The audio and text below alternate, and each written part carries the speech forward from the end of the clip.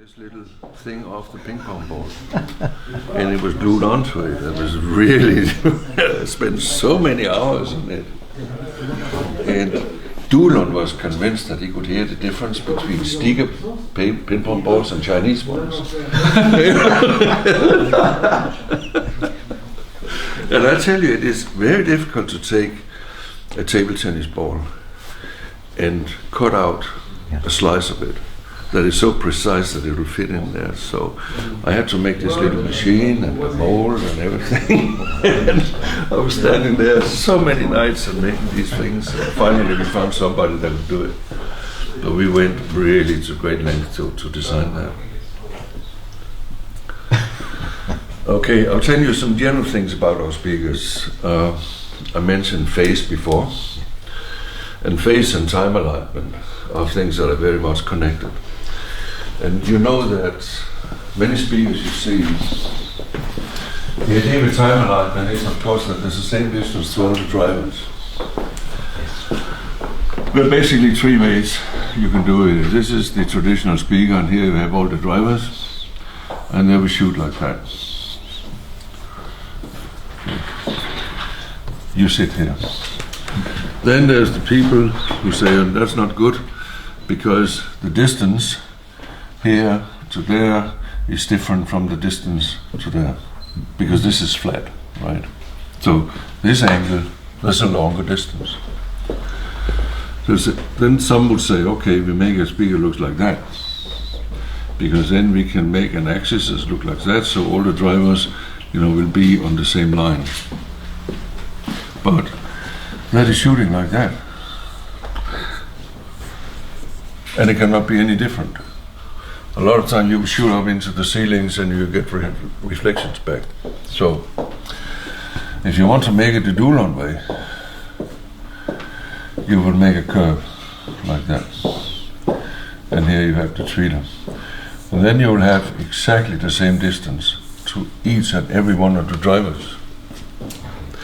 And if you imagine the drivers as flashlights, you have all these lights and they all focus at the same point. And that is a true time alignment.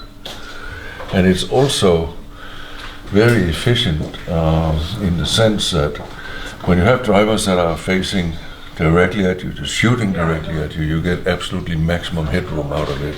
You're not listening to the side of the driver or anything like that. And it is very simple, because if this is the fixed distance and I do like this, I'm drawing a curve. I cannot draw a straight line. And it is something that perhaps reluctantly, but most speaker manufacturers would have to agree, yes, you're right, this is the way to do it. It's just so damn expensive and, it's too much work. I mean, this is a lot easier. This is almost a lot easier. But this is just a pain in the neck. But that's the way we did it. And we did something else too. So all the drivers are angled so they're supposed to meet at a certain point. In this case, they meet 5 meters away. That's like the focus point. Does not mean that you cannot listening to it outside that, but that is the theoretical hot seat. And in some of the newer products, we have made all the drivers sit in their own baffle. They all have their own model. We could make one long baffle with a curve, and we've done that. But let's say that we find out, okay, we just found an incredible bass driver. We want to replace it with a new model. Then we would have to change the whole front of the speaker system. Here we can just take this guy out and put a new one in. So you can upgrade again and again and again, as long as you keep it within, the correct size.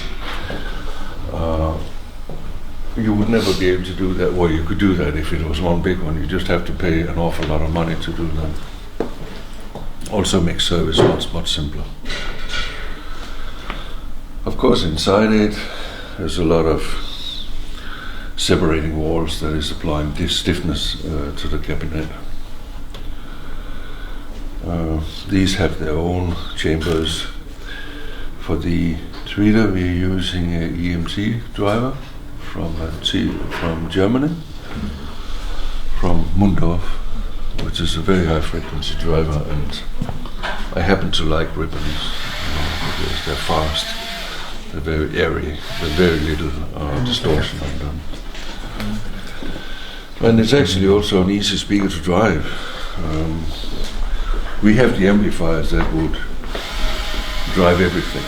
I mean, something like the Mephisto that could wake a dead Eskimo. I mean, it just, there's nothing it wouldn't drive. But still, we do not think that you should make speakers that are very difficult to drive, because regardless of the amplifier you have, if the speaker is a reasonable load, the amplifier is more heavy. And it does have a different way of presenting the music. You can actually feel when it's a heavy load. Just like if you have these overly complicated crossovers with a lot of compensating components, as I talked about, that are just compensating for mistakes and managing disasters with drivers and everything, we end up with this crossover that will give you an extremely long signal path. Tons of components.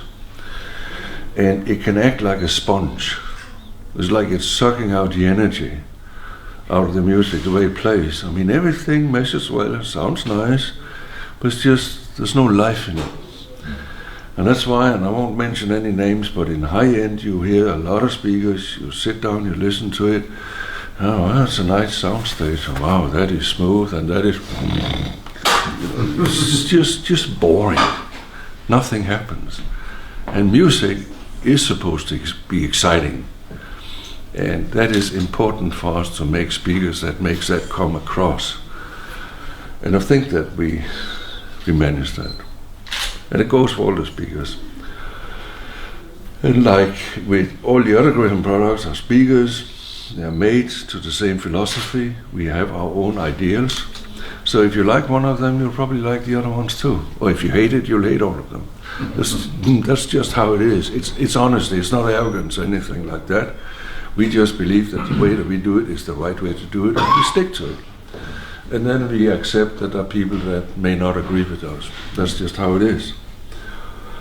In the same way it goes for the design. If you look 25 or 30 years back on Gryphon designs, you can see that they're basically all designed by the same man, me. And I have my style, and some people like it, some people don't like it, but that's just how it is.